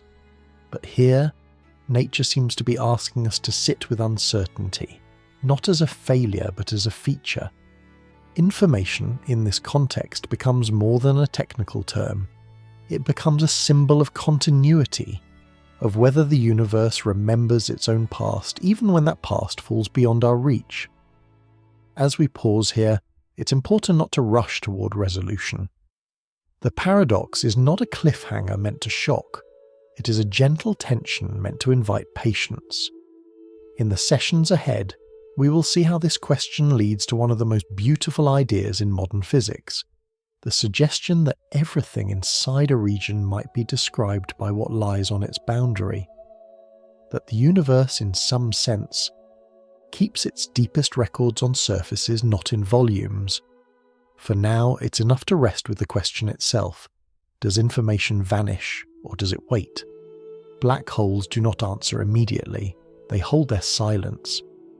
And in that silence, they ask us to listen more carefully to what our theories are really saying. After sitting with the question of information, whether it vanishes, hides, or waits, physics takes a surprising turn. Instead of looking deeper into the interior of black holes, it begins to look outward, toward their boundaries. And in doing so, it stumbles upon one of the most striking ideas of modern science. The idea begins quietly, almost innocently, with entropy. Earlier we saw that a black hole's entropy does not scale with what is inside it. It scales with the area of its horizon, the surface, not the volume. This is strange. In almost every other system we know, complexity grows with size. A larger box holds more possibilities than a smaller one. More room means more ways to arrange things. Black holes refuse to follow that rule, no matter how massive they become. The accounting of their information depends only on the size of the boundary. This observation led physicists to ask a simple but unsettling question. What if this is not a quirk of black holes, but a hint about how reality itself is organized? What if the deepest description of a region of space is not written inside it, but on its surface? This is the heart of the holographic idea. A familiar hologram is a flat sheet that somehow encodes a three-dimensional image. Every part of the sheet carries information about the whole. The depth we perceive does not truly live inside the image. It emerges from how the surface is patterned. The universe, according to this idea, may work in a similar way. The three-dimensional world we experience, with its depth, distance, and volume, could be an emergent picture arising from information stored on lower dimensional boundaries. Space itself may be less fundamental than it appears, a kind of projection built from simpler ingredients. This does not mean that space is an illusion in the everyday sense. Tables remain solid, distances still matter. What it suggests is that the rules governing space may be written somewhere unexpected, at the edge. In black holes, that edge is the event horizon. The horizon behaves like a surface with memory. Every interaction slightly reshapes it. Every absorbed particle leaves a trace, not as a mark you could point to, but as a change in the overall pattern. If that surface truly accounts for everything inside, then information is never lost. It is relocated. What falls inward is rewritten outward, compressed into a boundary description that is extraordinarily dense but still complete. From this perspective, the information paradox begins to soften. The story does not end inside the black hole, it changes format. The same idea, when extended carefully, suggests something even broader. It hints that any region of space might be describable in terms of its boundary, not just black holes, but space-time itself. This is a radical shift in intuition. We're used to thinking that boundaries are secondary, that they merely enclose what matters. Walls surround rooms, skins wrap bodies, surfaces hide interiors. But the holographic idea invites us to reverse that thinking. It suggests that boundaries may be primary and interiors emergent. Reality, in this view, is less like a container filled with stuff, and more like a story told on a skin. This does not mean that physicists have discovered a hidden cosmic screen where everything's written down. The idea is subtler than that. It is a statement about limits, about how much information can be packed into a region before gravity itself intervenes. Black holes mark the maximum. They show us the densest possible storage of information allowed by nature, and that maximum depends on surface, not volume. Once that lesson is learned, it becomes hard to ignore elsewhere. The holographic idea also offers a new way to think about space and time. If the interior description depends on the boundary, then distance and depth are not fundamental ingredients. They are outcomes, consequences of how information is organized. In this sense, space-time becomes relational. Its shape and size reflect how information connects, not where it sits. This idea is still being explored, refined, and tested in specific mathematical settings. It is not a complete explanation of the universe, but it is not idle speculation either. It arose from attempts to resolve concrete problems, entropy, information, consistency, and it continues to guide research in gravity and quantum theory. What matters for us is not the technical machinery behind it, but the shift in perspective it invites. Black holes no longer appear as places where understanding collapses. They become places where understanding reorganizes itself. They do not erase information. They compress it to the limit, forcing us to rethink where reality's records are kept. There is something quietly humbling about this. We tend to imagine that truth lives deep inside things, hidden at the core. Black holes suggest the opposite. That truth may live at the edge, quietly encoding everything we thought was buried. As this idea settles, it opens a path toward questions that stretch beyond black holes themselves. Questions about the early universe, about whether space-time had a boundary at the beginning, about whether what we call inside has always depended on an outside we rarely notice. We will move toward those questions gently. For now, it is enough to hold on to this image, a universe that keeps its deepest stories not in its depths, but on its surfaces. A reality that unfolds not from the centre outward, but from edges inward. And like a hologram, the picture may feel solid and spacious, even if its most fundamental description lies on something thinner, quieter, and closer than we ever expected. When we picture black holes forming, we usually imagine the dramatic end of a massive star. A bright life concludes, gravity takes over, and a dense remnant collapses into darkness. This story is accurate, but it's not the only possible beginning. There is another, quieter possibility, one that reaches back to the very first moments of the universe. Long before stars existed, the universe was a very different place. It was hotter, denser, and far less uniform. Space itself was still settling into shape. Tiny differences in density, regions just slightly heavier than their surroundings, were scattered everywhere, like ripples frozen into a newborn ocean. Most of these ripples would eventually grow into galaxies, stars, and planets, but some, if they were dense enough, may have taken a more direct path. They may have collapsed straight into black holes. These hypothetical objects are called primordial black holes, not because they are ancient in a poetic sense, but because they could have formed before any stars, planets, or atoms as we know them today. Their birth would not have required stellar collapse. It would have required only gravity and imbalance. In the early universe, pressure and gravity were locked in a delicate competition. Radiation pushed outward, gravity pulled inward. Most regions remained stable enough to expand and cool, but if a region was just dense enough, gravity could have briefly won, pinching space-time into a horizon. No explosion, no collapse of matter through layers of a star, just a quiet folding of space-time itself. If such black holes formed, they would carry a unique signature. Their masses would not be tied to stars. They could be far smaller or far larger than stellar black holes, depending on the conditions of the early universe. Some might have evaporated quickly, others could have survived to the present day. This possibility is intriguing, but it is also constrained. Over the decades, physicists and astronomers have searched for signs of primordial black holes. They have looked for subtle gravitational effects, for unusual lensing of light, for distortions in cosmic radiation. These searches have ruled out many possibilities. Most mass ranges are now strongly constrained.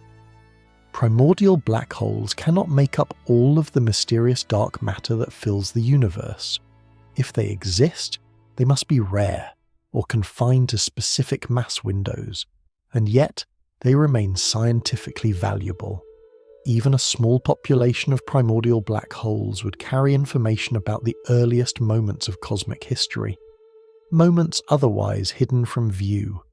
They would act like fossils from a time before stars, preserving conditions that no telescope can observe directly. In this sense, primordial black holes are not important because they solve every mystery, but because they offer a probe into a period we can barely describe. They also reinforce a broader lesson that black holes are teaching us. Gravity does not need complexity to act. It does not require chemistry, nuclear reactions, or structure. Given the right conditions, as space-time itself can fold inward.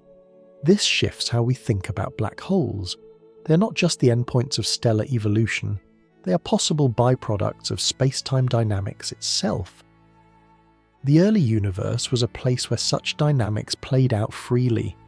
Fluctuations grew, horizons formed and dissolved.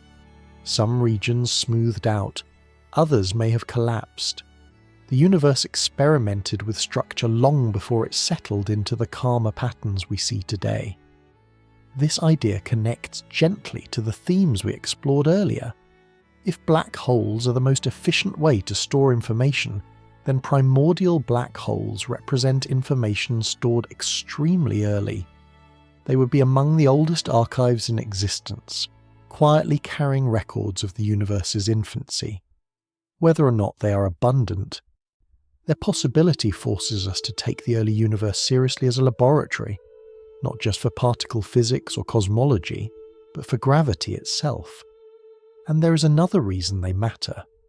Primordial black holes sit at the boundary between what we can observe and what we must infer.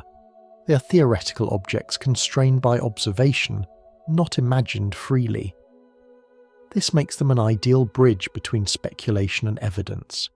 They remind us that the universe may contain relics from its earliest moments, hiding in plain sight, subtle enough to evade easy detection, yet profound in implication. Even if none remain today, the fact that we can meaningfully ask the question speaks volumes.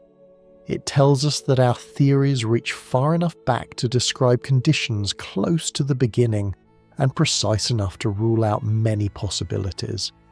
That balance between imagination and restraint is one of the strengths of modern cosmology. As we let this idea settle, it's worth noticing how gentle it feels compared to earlier cosmic stories. There is no explosion here, no violent birth, just the quiet possibility that space-time, under the right conditions, folded in on itself and left behind a trace. Whether primordial black holes exist or not, they serve an important role in our thinking. They show us that black holes are not anomalies tied to rare stellar events. They are natural outcomes of gravity when pushed to extremes, and they hint that the universe's earliest moments may still be present, not as light or matter, but as structure, hidden, patient, and quietly influential. As we move forward, we will turn from origins to direction, from where things come from, yet to where time itself seems to be pointing. We will ask why some processes feel allowed while others feel forbidden, and why the universe seems to prefer downhill paths. For now, it is enough to rest with the image of an early universe, foamy and uneven, briefly giving birth to pockets of darkness, not as monsters, but as memories. After exploring black holes as places where gravity, entropy, and information converge, it is natural to wonder whether nature allows their opposite. If black holes are regions where matter and information fall inward and never return, could there exist regions where matter and information only come out, never falling in? In theory, such objects do exist. They are called white holes, and they are not invented as science fiction. They arise naturally when the equations describing gravity are run backward in time. If a black hole is a solution where space-time funnels everything inward, a white hole is the time-reversed picture, a region where space-time funnels everything outward. Nothing can enter, things can only emerge. At first glance, this seems symmetrical, even elegant. Physics often respects time symmetry at a fundamental level. Many equations work just as well whether time flows forward or backward. So it might seem reasonable that if black holes exist, white holes should as well. But the universe is not built only from equations, it is also shaped by direction. Time, as we experience it, has an arrow. Eggs break, but they do not unbreak. Heat spreads, but it does not spontaneously concentrate. Ice melts, but puddles do not quietly assemble themselves into cubes on a warm floor. This direction is not imposed arbitrarily. It arises from entropy. Entropy tends to increase. Information spreads out. Systems move from concentrated special arrangements toward more typical, evenly distributed ones. This trend gives time its downhill slope. White holes would run against that slope. To exist in a stable way, a white hole would need matter and energy to emerge in a highly coordinated pattern with no disturbance from the surrounding universe. It would need the environment to be prepared just right, with entropy decreasing rather than increasing. This is not forbidden by mathematics, but it is overwhelmingly unlikely in practice. It is like expecting shattered glass to leap back onto a table and reassemble itself perfectly, more not because someone arranged it, but because the laws of motion allowed it. The rules do not forbid it, they simply do not encourage it. This is why white holes are considered physically implausible, even if they are mathematically allowed. There is another reason they feel unstable. A white hole would be exquisitely sensitive to its surroundings. The smallest disturbance, a stray particle, a passing wave, would disrupt the precise conditions needed for matter to emerge cleanly. Instead of remaining a white hole, the region would quickly collapse into something else, likely forming an ordinary black hole instead. In this sense, white holes are not robust. They require perfection in an imperfect universe. This fragility stands in sharp contrast to black holes. Black holes form easily, give gravity enough mass and time, and collapse follows naturally. No fine-tuning is required. Entropy cooperates, time flows downhill. White holes would require the universe to flow uphill.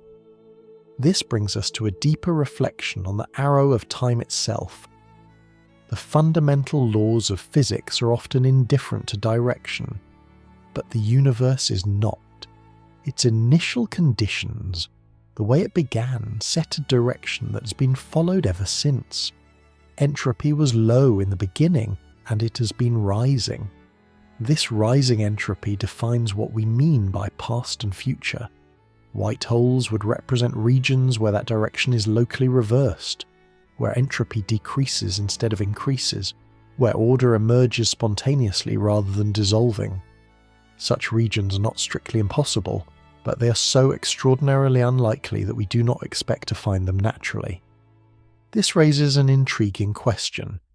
If white holes are the time reverse of black holes, and if the universe itself had a beginning, could that beginning resemble a white hole in some abstract sense? The idea has been explored cautiously. The Big Bang, after all, was a moment when everything emerged outward. Space expanded. Matter appeared. Time began its forward flow. From a certain mathematical perspective, it can look vaguely like a white hole, a region from which everything comes out. But this resemblance is limited. The Big Bang was not a localized object embedded in space-time. It was the beginning of space-time itself. There was no surrounding environment from which matter was forbidden to enter. There was no boundary enforcing one-way flow. And most importantly, entropy increased from that moment onward. The Big Bang was not entropy running backward. It was entropy beginning low and then rising. This distinction matters. It reminds us that not every outward flowing process is a white hole. Not every time reversal is physically meaningful. The arrow of time is not just a mathematical detail. It is a global feature of the universe. White holes remain useful, not as predictions, but as thought tools. They sharpen our understanding of why black holes feel natural and why their opposites do not. They force us to confront the difference between what equations permit and what the universe prefers, and in doing so, they quietly reinforce a recurring theme. Physics is not only about what is allowed, but about what is stable. Black holes are stable because they align with entropy. White holes are unstable because they fight it. As we let this idea settle, it becomes clear that the arrow of time is not something added on top of physics. It emerges from the way information spreads, from the way the universe relaxes into more probable states. Black holes sit comfortably within that flow. White holes do not. And this brings us naturally toward a final speculative question, one that stretches imagination carefully, without letting it drift too far from grounding. If black holes align so perfectly with entropy and time, could they play a role in creating new beginnings elsewhere? Could collapse itself seed expansion?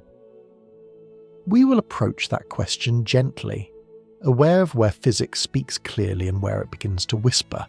For now, it is enough to rest with this image, time flowing downhill, quietly and persistently, carrying black holes with it, and leaving white holes behind as fragile reflections in the mirror of theory. When we reach the edges of what physics can say with confidence, the questions do not stop. They soften, they slow down, and sometimes they turn inward, asking not for answers but for careful imagination. One such question arises naturally from everything we've explored so far. Black holes collapse matter and space-time inward. They concentrate energy, information, and curvature to the highest degree allowed. They sit at the intersection of gravity, entropy, and time. If anything in the universe could trigger something fundamentally new, it would be a black hole. So the question appears almost on its own. Could a black hole give rise to a new universe? This idea is not presented as fact, and it is not widely accepted as a confirmed theory. It is a speculative possibility, explored cautiously, precisely because black holes take us to the limits of our current understanding. The intuition behind it is simple. Inside a black hole, space-time is driven to extreme conditions. Density rises, time becomes tightly constrained, classical descriptions fail. If our known laws break down, something else must take over. And whatever that something else is, it may not be confined to the space-time we are familiar with. Some physicists have wondered whether the end of collapse, the place where our equations stop, could connect to a new beginning. Not within our universe, but elsewhere. A region where space-time expands instead of contracts. A place where time flows outward rather than inward. In this picture, a black hole is not just an end. It is a bridge, not back into our universe, but forward into another one. It is important to be clear about what this does and does not mean. This is not a claim that falling into a black hole transports matter into another universe in any observable way. There is no pathway for communication, no tunnel you could traverse, no signal that could return. If such a process exists, it would be entirely hidden behind the horizon. The new region would be causally disconnected from ours, meaning that no observation we could ever make would directly confirm its existence. This makes the idea scientifically delicate. Physics relies on testable predictions. When a proposal cannot even in principle be observed from our universe, it moves from established theory into exploratory territory. That does not make it meaningless. It means it must be handled with restraint. Why consider it at all then? Because it emerges from attempting to resolve real problems. The singularity at the heart of a black hole tells us that our current description is incomplete. Instead of accepting infinite density as physical reality, some approaches replace it with a transition. Collapse halts, space-time rebounds, and expansion begins. Not here, but elsewhere. In this view, the interior of a black hole does not terminate in a point. It transforms. This transformation would be governed by physics we do not yet fully understand. It would involve quantum effects in gravity. It would operate at scales far beyond direct experimentation, but it would be consistent with the idea that nature avoids true infinities. There is also a subtle connection to entropy. If a new universe were born inside a black hole, it would likely begin in a highly ordered state, just as our universe appears to have done. Low entropy at the beginning allows entropy to increase over time, giving rise to structure, complexity, and an arrow of time. In this speculative framework, black holes become cosmic seeds. Each one carries the potential, not the guarantee, of a new expanding region of space-time, unfolding with its own internal history. This idea is sometimes framed as a kind of cosmic reproduction. Universes giving rise to other universes through gravitational collapse. But metaphors can mislead if taken too far. It is safer to think in quieter terms. If black holes create anything at all beyond themselves, it would not be an intentional act, nor a dramatic event. It would be a passive consequence of physics reaching its limits and continuing in a new direction. A seed does not choose to grow. It simply contains the conditions under which growth can happen. There are many open questions here. Would the physical laws in a new universe resemble ours? Would constants differ? Would time flow in a familiar way? Or would the resulting space-time be so different that comparison loses meaning? We do not know, and importantly, we may never know directly. But even as speculation, the idea serves a purpose. It reframes how we think about endings. Black holes no longer appear only as cosmic dead ends. They become places where the universe tests its own rules, probing whether collapse must always mean termination. This does not diminish the mystery, it deepens it. There is a temptation, at this point, to imagine a vast hierarchy of universes nested within one another, each born from black holes in the previous one. While such imagery is fascinating, it quickly outruns what physics can responsibly support. The value of the idea lies not in the picture it paints, but in the questions it sharpens. Do infinities truly exist in nature, or are they signs of transition? Does space-time end, or does it transform? Is creation a singular event, or a recurring possibility? Black holes do not answer these questions directly, but they make it impossible to ignore them. As we approach the final stretch of this journey, it becomes clear that black holes are not just objects to be explained, they are mirrors held up to our theories. Wherever our understanding falters, black holes are often present, quietly revealing the seams. They do not shout. Nay, they do not demand belief. They simply sit at the edge, where certainty fades into possibility. For now, it is enough to hold on to a careful image. Black holes may be ends, they may be beginnings, or they may be something that does not fit either category cleanly. What matters is that they force us to ask whether the universe is more like a closed book or an ongoing story.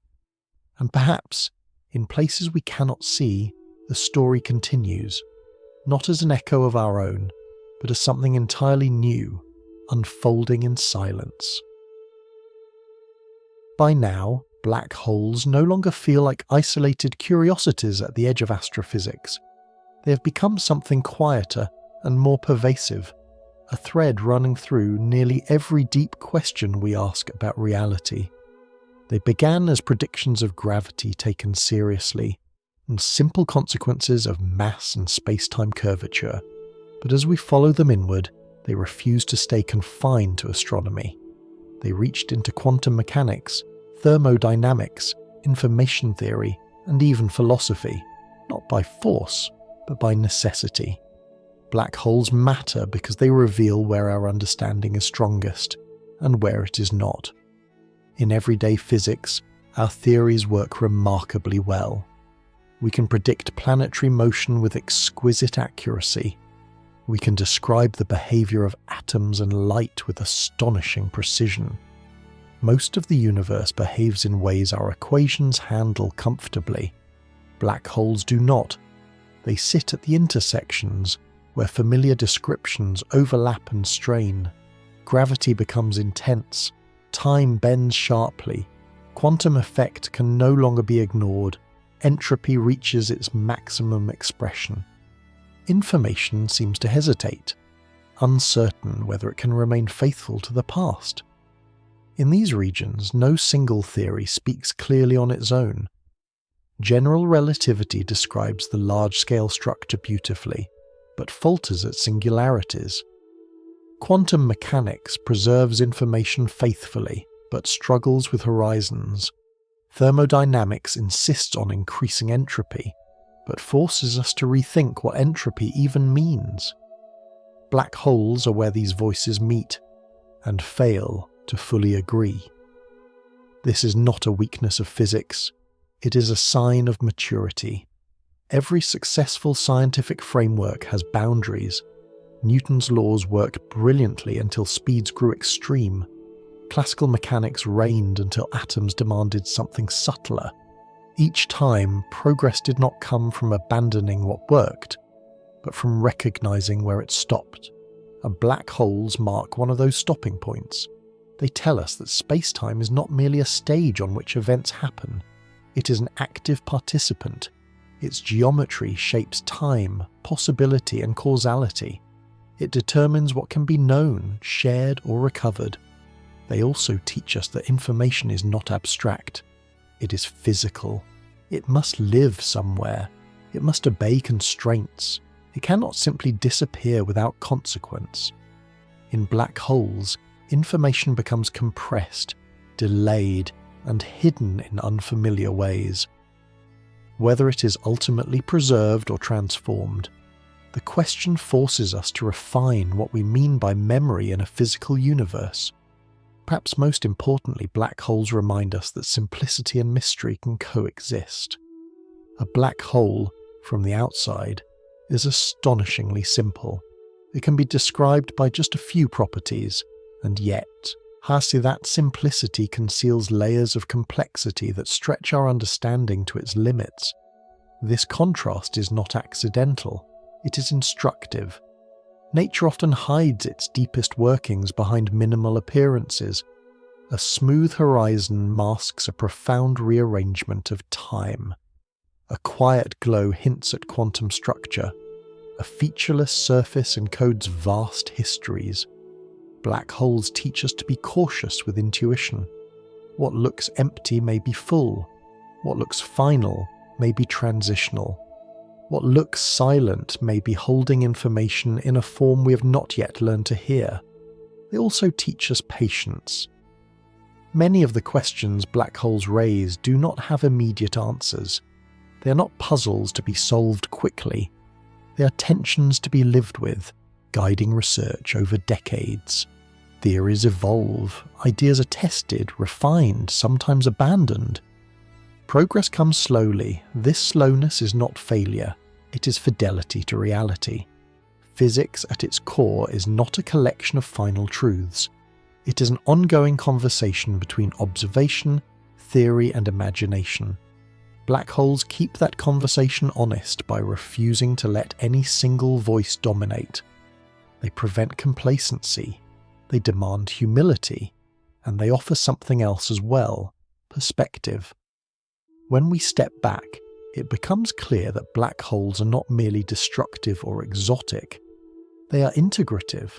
They force disparate ideas to meet.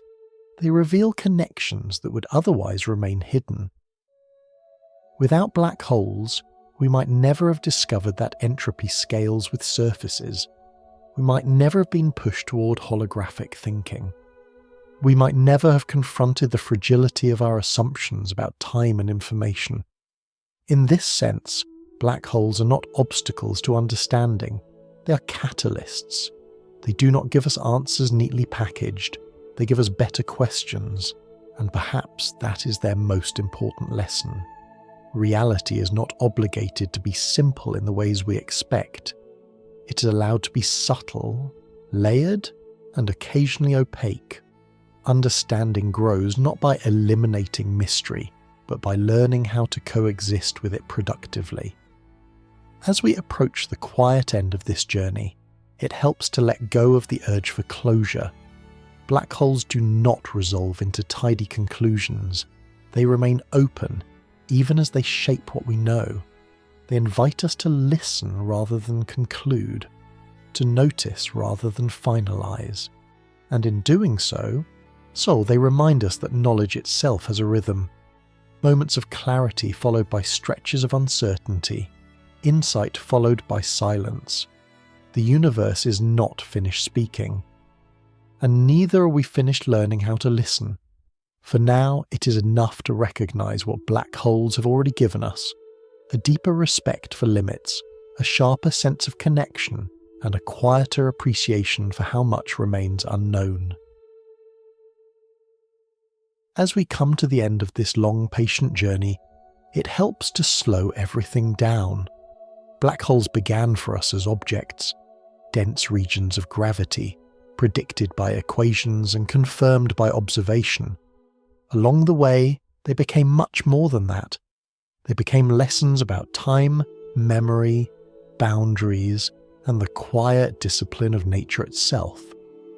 Now, rather than pushing for one last explanation, we allow the motion to ease. Like an object that has been falling for a very long time, we let the descent soften into stillness. One of the most striking things about black holes is how calm they ultimately are.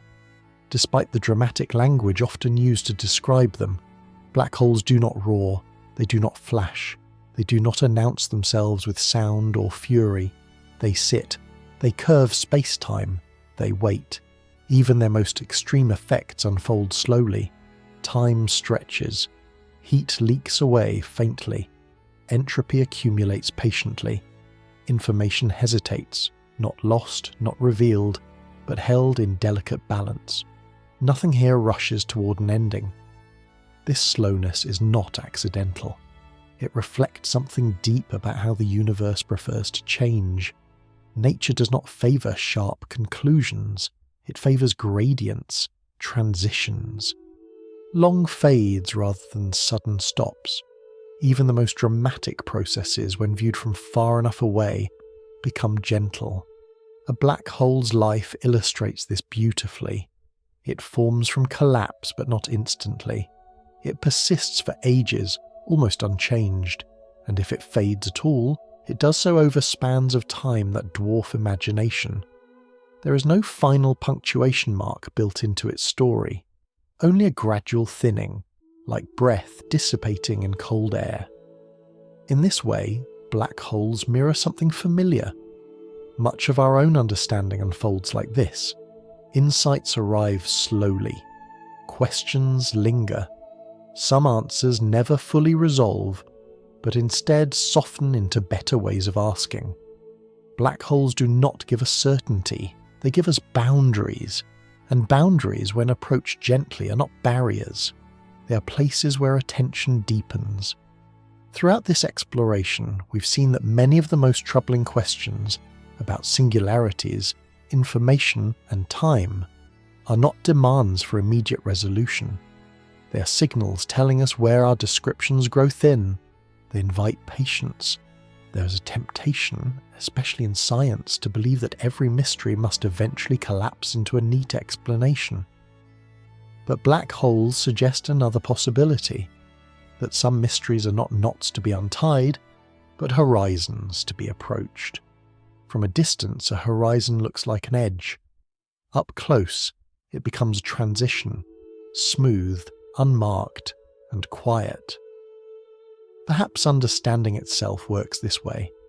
We approach clarity not by crossing some final line, but by learning how to stand near it without anxiety. To accept that some questions remain open, not because they are failures, but because they are still alive. Black holes also remind us that endings and beginnings are often entangled. Collapse gives rise to structure. Boundaries encode histories. What looks like disappearance may be transformation viewed from too narrow a perspective. Even speculation about new universes does not demand belief, only humility in the face of what we cannot see. And so, the story does not end with an answer. It ends with a feeling, a sense that the universe is quieter and deeper than our metaphors suggest, that it keeps its secrets not behind locked doors, but behind patience, that understanding grows not by force, but by attention. As the motion of this journey slows, it becomes easier to notice what has been present all along, the steady flow of time, the softness of uncertainty, the comfort of knowing that not everything must be resolved tonight. Black holes do not hurry us toward conclusions. They invite us to rest near the limits of thought, where effort gives way to listening. And perhaps that is the most fitting place to pause, not at the centre of collapse, not at the edge of explanation, but in the quiet space where falling becomes drifting, and drifting becomes stillness. The universe continues, patient and vast. Knowledge continues, incomplete and alive. And for now, it is enough to let both continue without demand.